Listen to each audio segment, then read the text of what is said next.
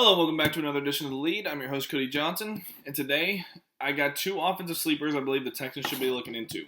Let's get into it.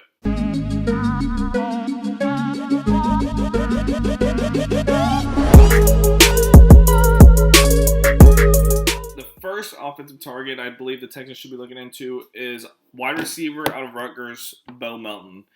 A guy that I can see going anywhere from 4 to 6, possibly round 3, depending on who you talk to. Guy that coming out of high school was a 4-star recruit, had offers from Michigan and Ohio State, schools like that. Decided to go to Rutgers because his parents graduated from there, right? Ended up getting stuck on a really shitty offense. Really bad. Specifically as a sleeper, he's a guy that, at the very least, he gives you a deep threat. He has legitimate 4.3 speed. You can see that on the film.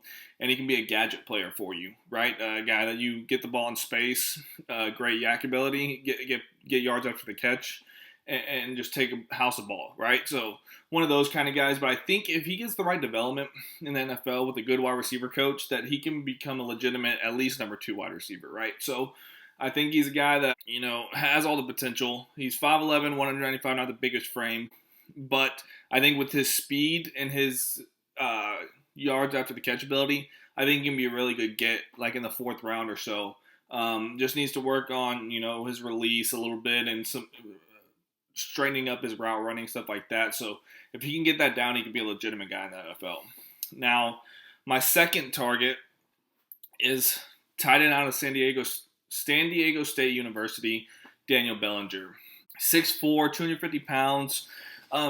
I believe the Texans are going to take a tight end in this draft. It's just a matter of where. And for me, I believe they're going to go after more of an inline blocker than a vertical threat, per se, like a guy that you can split out wide. I think they want a guy that's inline that can block. And if you can't get like a Trey McBride or a K-Dog in the 3rd round, I think this is a guy that they could go after in like the 6th round. Obviously went to a smaller school, but just a tenacious run blocker, right?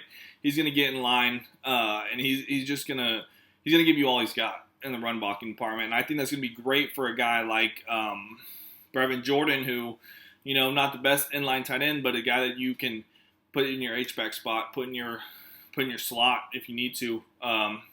Plus, along with how many presumed two tight end sets, I believe Pep will be running based on what he did in Indianapolis. I think this would be a great get to just pair along with Brevin Jordan, give you a legitimate inline blocker.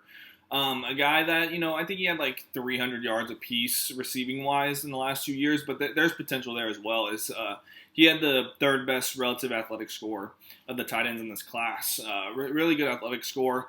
Just a guy that's going to need development and route running and stuff like that. He's a hand catcher, not a body catcher, so that's a good start. But the what I'm looking at here is just straight up inline Y position blocking, right? So I think that would be a good get for the Texans.